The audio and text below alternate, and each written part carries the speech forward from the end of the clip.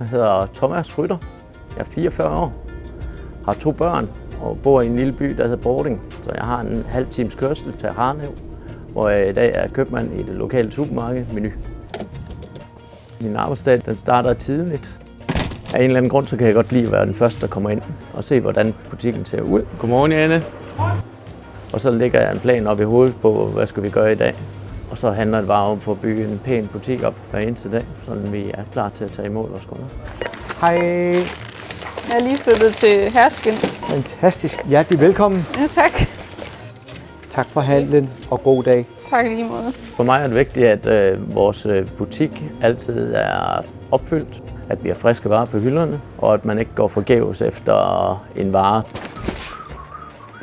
Personligt så er jeg den type, jeg kan ikke fordrage at sidde foran computeren. Jeg vil gerne ud og være med. Er der trimmet? Ja, jeg synes jo, jeg har ramt min rette hylde.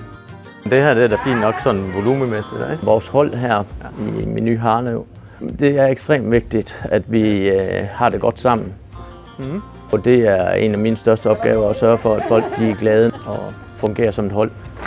Hvad laver du, Birgit?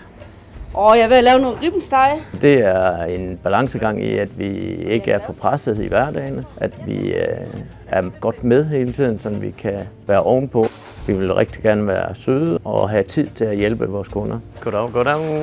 Hej. Når en kunde siger, at ej, hvor er det en dejlig butik, du har, så bliver jeg faktisk helt glad nede i maven. Hej.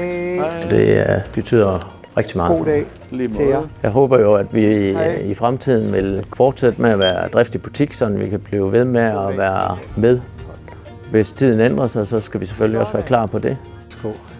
Så må I hilse mor.